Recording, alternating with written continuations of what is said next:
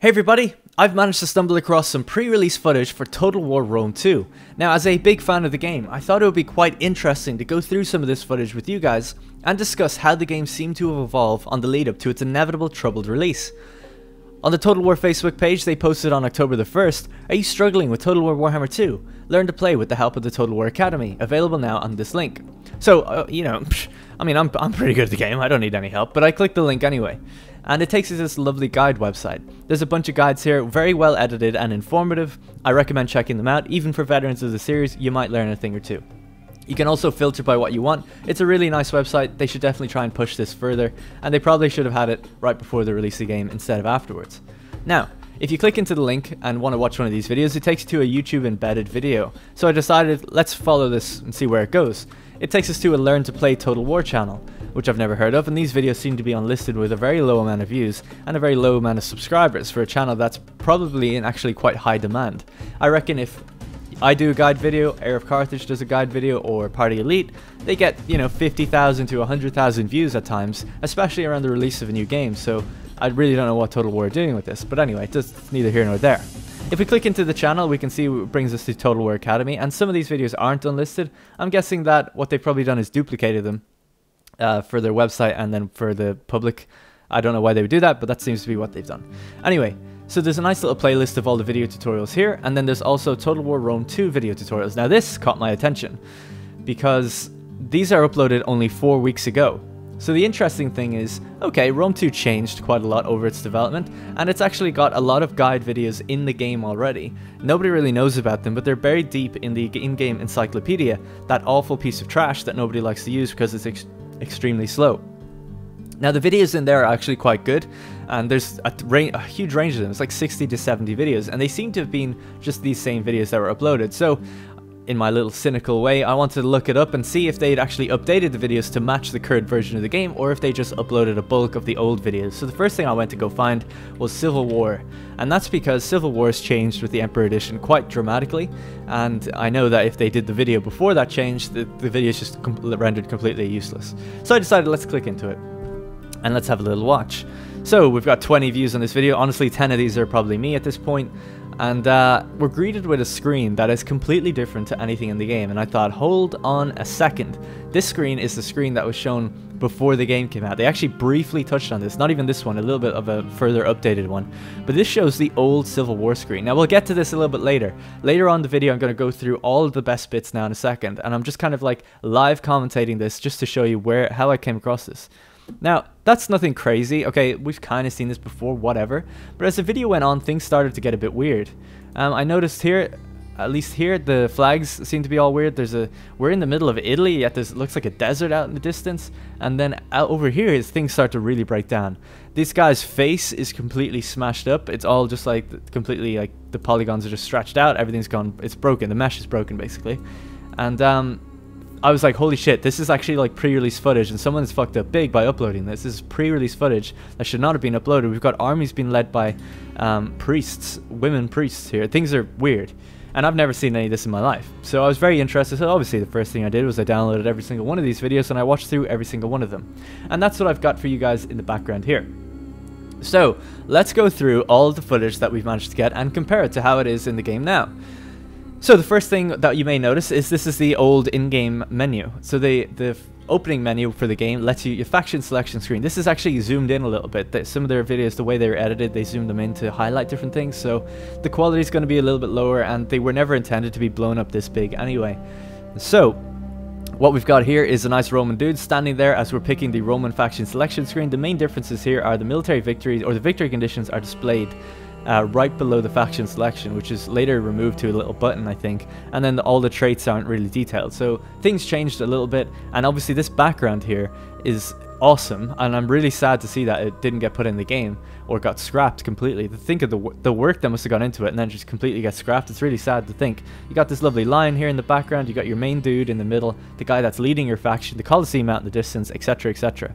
Now if we just let this play a little bit, the main thing that I'd never seen before, this was kind of hinted at and shown once before in a video that wasn't really that popular, but the main thing with this is they've actually shown what it looks like when you select other factions. So selecting Egypt here, we have an Egyptian dude, you know, we've got a Carthaginian guy, and it just shows like, oh, like they actually have different people standing in the room, which I thought was quite interesting, and that might be part of the reason why they decided to scrap this room, because I guess the theme of the game is slightly broken when you've got an Egyptian dude in a Roman building outside the Colosseum, you know? Especially if this is set like way before the Colosseum's even built a lot of the time, so I don't know. Later on then, yeah, we get to see, okay, you can actually change, here's some of the different poses that the guys are doing. You can actually see changing the different political faction within the faction, and how all that stuff was kind of building out. It's quite interesting to see that, like, it's a very Shogun 2 style of play.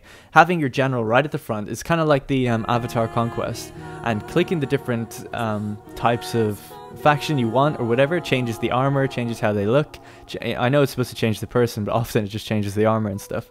So it's kind of interesting to see how that could have been done. And I think it would have been really cool if this game had an avatar system and your general was right there front and foremost in the Roman Senate building or whatever that building is, and standing there, and it's like, hey, do you want to continue your campaign? Do you want to go back online? Here's your general, here's what he looks like, and you can maybe even customize him. So it seemed like the vision for that was really cool.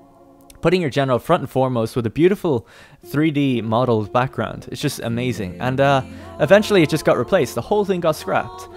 I don't know why, but I'm guessing because they just didn't have time to make different rooms, or they felt like having this guy in these different rooms looked a bit weird. Now, I would have been fine with it personally. I think anything is better than just this. This is just a static image. This is what we have in the game now, and there's just fog rolling over the background with, I don't know if you can tell, it's actually kind of like bad fog, because, or it's a bad image, because the edges of the PNG image are actually visible, so you have these lines just strafing from left to right.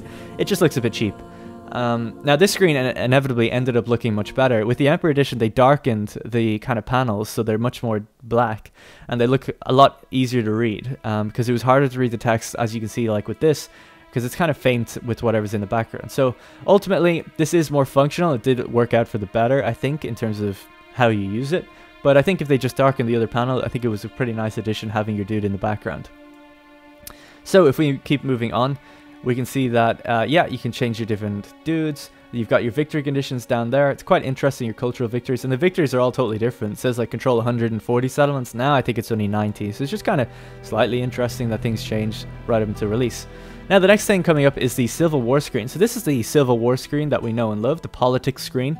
One of the most annoying and boring parts of Rome 2, and just absolutely trash parts of the game, even after the update. It just doesn't really work, and you can kind of ignore it, and then when it does happen, it's really annoying anyway, and we can get to that some other day. It's a whole different video in itself. But here's the old screen.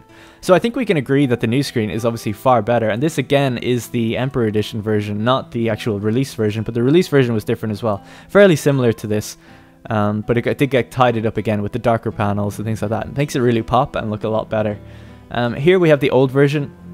It's kind of hard, honestly, to work out exactly what's going on, but this coin up here is essentially one of these symbols. So this symbol here matches this one, and the higher it is, the higher the power for that particular faction. So in this image, the House of Junia, I think, is completely leading the charge, and the others are like very small. Now we can see that it's a bit more spread out. So we've got Junia takes up this block, this one, Julia, takes up this block, and Cornelia takes up this block. So it's just, again, it's just a small look at different UI and seeing how they were planning on doing different things. The subject screen is something I'm a little bit still confused on. They showed a little bit later that we'll get to, and it seems like you can put different people in that, but I'm not really too sure why. Unfortunately, I guess we'll just never really know. Even in the videos where they explain it, they don't really go into it, and the whole thing just never really worked, so I'm guessing that it just wasn't ever fleshed out.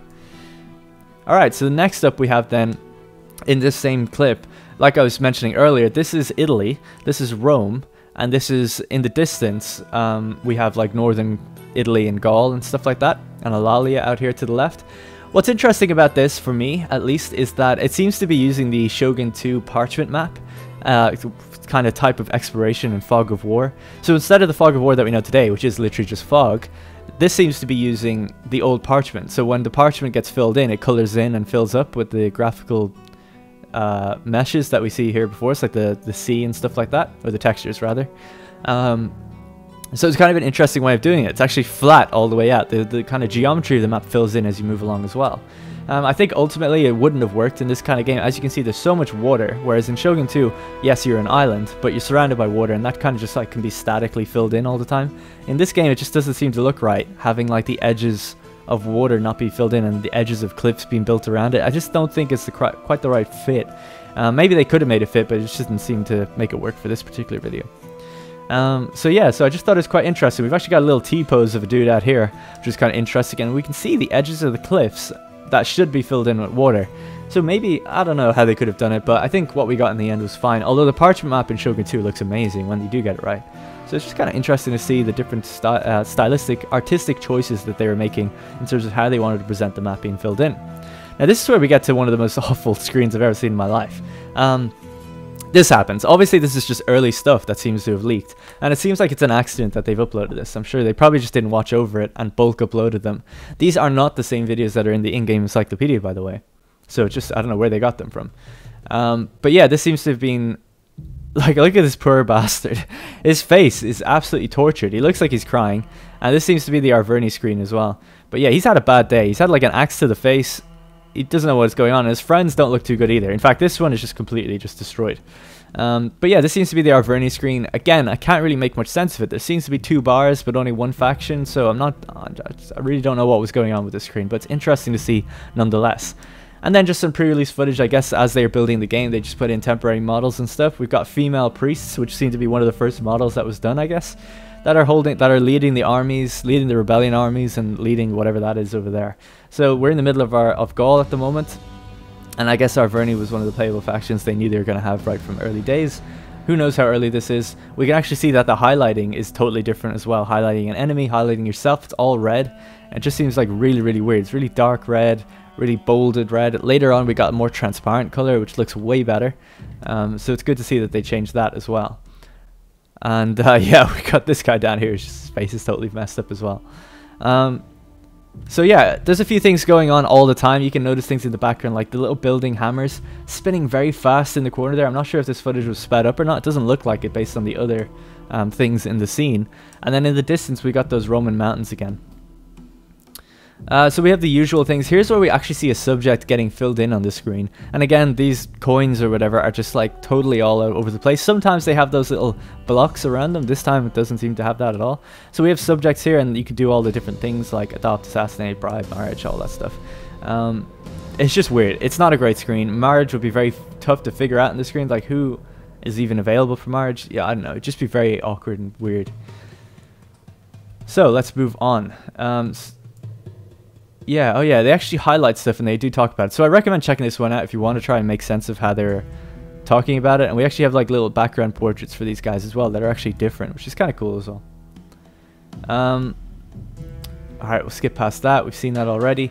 Then we've got different rebels at war. We've actually, so again, this is Italy again, and these are the guys that have apparently in the Civil War, it would spawn these rebellion armies, which is way more interesting than what happened before. The Civil War before basically just spawned a 20 stack of, or 10 20 stacks just outside your capital city or whatever, or a nearby city. Super frustrating, super annoying, and they ended up scrapping it. So it seems like this was actually a little bit more along where it should have been, you know, constantly spawn rebellion armies that kind of rally people to their cause. It seems like it would have worked a little bit better. Now this is I wanted to make the comparison because again, I'm not trying, this is obviously early footage. I'm not trying to shit on the game. In early footage, games don't look good. That's just a fact, and that's fine. That's totally fine. It's just interesting that it happened to leak. So I do want to make it stand next to what we got in the end, and look how good it looks now. So this is Italy now. The fog in the background looks far better than this atrocity where it looks like we're in the middle of the desert. So I think for better or for worse, this, you know, it was the right choice to make. Even things like the well, we can kind of see how it evolved. The rounded edges then became a little bit more square, and well, we're not clicking an enemy army here, but it's just interesting to see how things change. Now this is obviously again Emperor Edition style UI, so things did become a little bit more refined, darker and square, and started looking way better. And the icons became white instead of red. So yeah, we can see the building hammers now spin much slower and above the tans, which is quite interesting, which we'll get to in another bit. Now here's where we go super old. This looks like not only is it old footage, but it's just either on low settings or very early on in development. I don't know. The frame rate is just like unbelievable. Look at this, the way he clicks it to move. It's like Shogun 1 or something, the speed it moves at. It's just like static images moving across the screen. So what's interesting here, again, is just I wanted to show that the land is now being filled out in the Fog of War. So they've actually like explored a little bit. And the icon, you can see the icons down here. You got some Triarii, have different type of shields. They have the same kind of Roarii style shields. So it's just kind of interesting to see. Actually, these might be Hastati. I think everything looks a little bit different. But the portrait of this dude, they've got that very much Siege of Carthage lighting going on, where it's like this kind of browny skin tone mesh color to fit their kind of theme of the game, and it doesn't look very good at all. So it's really great that that's been replaced. Interestingly as well, they actually decided that the faction symbol would be replaced with whatever the attrition symbol was. I don't think that's the case anymore. I think it just sits below if it's taking attrition, or above now. So that's a better choice as well, because it looked a bit weird there for a second when it's like, what is that, a pirate ship? No, it's just you're taking attrition. So it's good that they changed some of that stuff. And yeah, you can see out here, the last comment I'll make on the parchment map is, if you haven't explored every part of the sea, it leaves in the parchment. So it looks very weird, very like just odd seeing the water roll up into nothing. And it's like, oh, you know, they probably just should have had better autofill for this kind of thing at this stage, I suppose. But yeah, you can see out in the distance, it just looks wrong, especially when the camera comes in this low all the time, unlike Shogun 2. Alright, so let's keep going. So as you can tell, I'm live reacting to this video. I just created this video so that we could kind of scrub through it and look at the most interesting moments. Again, we're showing more of this, like, the sea not being filled in. I think it's a really good choice that they got rid of that. Alright, let's push back up. So here we've got a very angry man in the left corner, bottom left corner. It doesn't look too good. And then we've just got the tutorial here telling us stuff you can do. Now the building symbol is actually different as well. It's actually not a 3D model of a hammer spinning around. It's a kind of a more transparent effect, almost more like Civ. So it's interesting to see how that is. And the technology icons are different and things like that. This person has a lot of money actually. Seem to be doing very well for someone who just has 2 towns. They've lost their main town though. It's a shame. Okay, let's keep moving it on. Oh yeah, I'm trying to think, is there anything else that we haven't noticed down here? Not really. Everything's pretty much normally the same. So we may remember, this isn't even really pre-release. Oh, this is pre-release footage, but this is kind of interesting for 2 reasons. One, the old Rome 2 used to be where you click a unit, the whole unit would highlight and have a different lighting on it. And 2, the terrain of this map is absolutely gorgeous. It's so realistic looking. I wish all the maps could look like that, but eventually we just got more, I don't want to say lazy, but just like kind of lazy maps. Or just like less detailed maps, right? It's like not exactly lazy, just didn't have the time to do it kind of thing. And then the icons down here, they look a lot less detailed than they ended up being. So I find that quite interesting. The ammo type, the ammo has been shown in red instead of it eventually changed to blue. And the shield patterns are actually way less detailed. The images overall are actually kind of smaller, I think. Than later. I rebuilt this army just a little bit later just to show the differences here. So this is what the game looked like, and now this is what it looks like now. So when you select different units, they don't light up like they did before. It's just what lights underneath them. And then the units down here, unfortunately I have this icon over them where they're hidden, but you can still see if I scroll between the two, they became much thicker. This is the same army, the exact same army. They became much thicker in width. The white band at the bottom actually expands over all the way out to the edges. So it became much thicker and the icons became way clearer. I know it's in a higher resolution in my video, but you can see that the patterns on these legionary shields and on these like cohorts, they just look way more detailed than what's going on. Maybe not as detailed as this. This seems pretty detailed, but the resolution of the images are actually way lower, it seems. Even counting for the fact that the video is lower resolution. So, oh yeah, and the other thing is that the Roman flags, they're laced with a yellow tip now, just so that you know faction alliance, which is kind of interesting. So if your allies come in, they'll be blue, laced around the tips, and if you're playing online, they'll be like red or something, just to show that Romans fighting Romans look different. So they ended up, ended up being a little bit different there as well. And the Egyptians ended up being completely different as well. Also, interestingly, they're fighting this battle down right in the AI is bunched up right in the corner here. It might have been set up by one of the cinematic artists, I don't know, but it's just kind of interesting to see. This is a very realistic looking map, and they've pinned themselves right in the corner down here next to the ocean and the sea. It looks really cool. It's kind of probably this was shown around the Battle of the Nile time, I imagine, around E3. So if we move on, we can see, oh yeah, so this is we might know that picking traditions and army traditions it's kind of annoying. It's not too bad, but you basically pick one thing and then it opens up a whole category of things. But the problem is you don't know what you're going into. So I'll pick something like engineers or formidable fighters. However, in the pre-release footage, it seems that you could have picked anyone you want right from the get-go. This is actually an amazing change. I wish it never changed, because picking from just knowing what you can pick is way better than not knowing. As Total War Warhammer has proven, having skill trees that show you where you're going just allows you to build to something that's way more interesting. I do like the idea though, however, they're probably trying to work it out like, oh, if you do something and you want to be a strategist, you'll get all these strategic things, but just not knowing, you often click into something and get something you didn't want. So I think for the worst is this change. It's a shame. So it would have been better to see that. The traditions and the general skills are the same. The general skills, interestingly, were the same, so maybe it just hadn't caught up yet. But essentially, the generals, you just had 3 to pick, and then you see what happens. Whereas, yeah, and then you get all this unfolds and lets you pick what you want after you pick the first thing. Whereas in the game these days, you just pick. Sorry, I'll scroll to it now. You just pick like 1 or 2 or 3, and then it opens up into a bit of a wider category. And they ended up placing it down here. I think it looks much nicer, much neater down here. So the UI definitely improved. But yeah, it's kind of interesting. I had a look through these. These are just kind of similar to what's in the game already. Nothing too crazy. And just a few different stat changes and stuff. Nothing really that crazy. It's kind of interesting nonetheless. Got this dude going crazy down here. The very last thing is just the lighting on the portraits completely changed. These guys looked hella ugly, as they say. They just had like white lights beaming down on them. The shadows looked all wrong. Their facial expressions looked weird.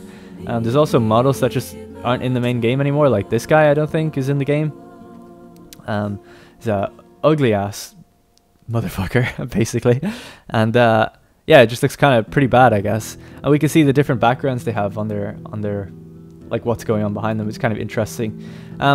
Also, very last point then is that the emblem flags for the legions themselves weren't just like all kind of the same.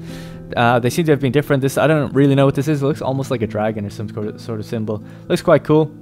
But yeah, it ended up changing. That's not in the game anymore. So it just looks different because basically these are like legion flags, not just even the emblems, but legion flags. That seemed quite interesting to pick from. Later on, they just became black with a yellow outline. These seem to be fully yellow. And then we just have the diplomacy screen now, which I thought I'd just make the comparisons. Again, things look cleaner, things look neater, the backgrounds look better, and the lighting is good. So it changed for the better on that front, obviously. So yeah, that's pretty much it. This is just the game now. That's pretty much it for this video. I hope you guys found it a little bit interesting. Just some of the screens that we haven't seen before, and a little bit of insight into how development progresses. Now, I thought I would show this because I loaded into one battle in Rome 2. I just fired up Rome 2 again to record this battle, to show the legionnaires and show the similar UI, just to make the comparison. And this one battle had a massive bug over in the corner of its map. Just fucking an ocean tile just ripped out of the land, and it just looks ridiculous. When you zoom in on it though, it goes away, so that's nice. So yeah, it just looks pretty stupid. So it's like, come on guys, this game is still, it's always going to be the game that's just bugged to shit, and it's so sad. But we'll see how it goes. So yeah, that's pretty much it for the video. I hope you guys enjoyed this quick look into what Rome 2's vision kind of was, and how it evolved and changed over time. Obviously, game development is something that just changes all the time.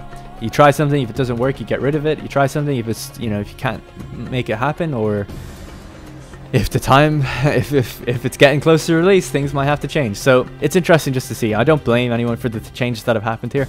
It's fine. It's just, again, I thought an interesting kind of thought experiment to see where it was going, how did it change, and I think a lot of the things I've shown actually did end up changing for the better.